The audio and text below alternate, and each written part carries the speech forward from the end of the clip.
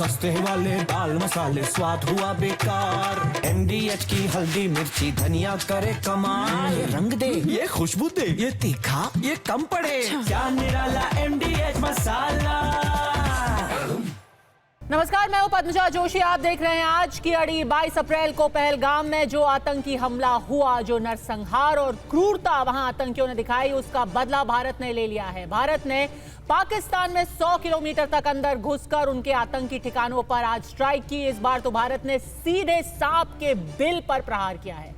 6 से 7 मई की रात भारतीय सेना ने पाकिस्तान और POK में ऑपरेशन सिंदूर को अंजाम दिया।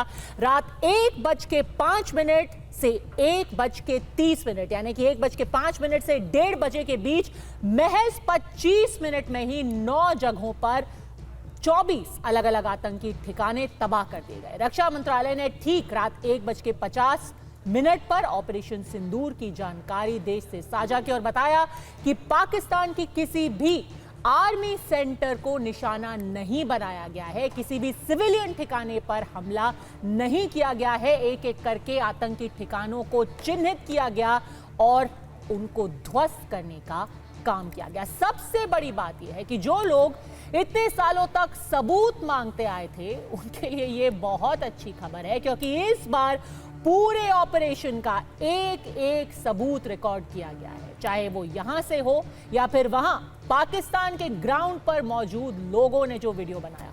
सेना ने जो वीडियो जारी किया है उसमें साफ दिख रहा है कि 5 स्ट्राइक POK के अंदर और 4 हमले पाकिस्तान के ठिकानों में किए गए हैं। ये 9 ठिकाने जैश-ए-मोहम्मद, लश्कर-ए-तैयबा, हिजबुल मुजाहिदीन के अलग अलग कैंप थे। इनमें मुजफ्फराबाद का वो सवाई नाला का कैंप भी शामिल है, जहां सोनमर्ग, गुलमर्ग और पहलगाम हमले में शामिल आतंकियों को ट्रेनिंग दी गई।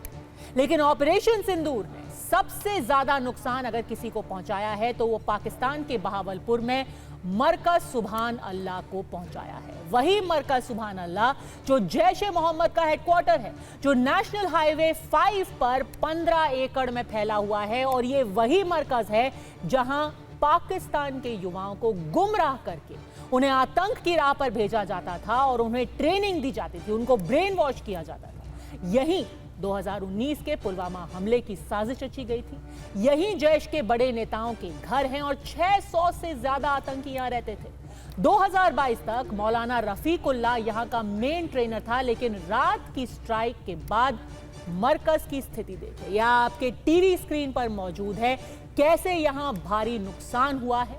पूरी जो मस्जिद है, जो मरकज है, उसको बिल्कुल मलबे में बदल दिया गया है।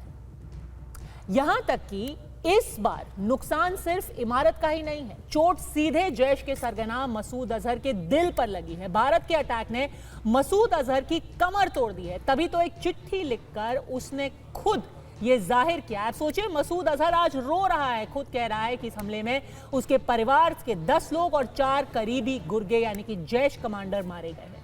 इस हमले में मसूद अजहर की बड़ी बहन, बहनोई, भतीजा, उसकी पत्नी, भतीजी और 5 बच्चे मारे गए। उसने खुद अपने परिजनों को खोने के गम में कहा है कि काश मैं भी इन 14 लोगों में शामिल होता, लेकिन शायद अल्लाह से मिलने का वक्त तय है।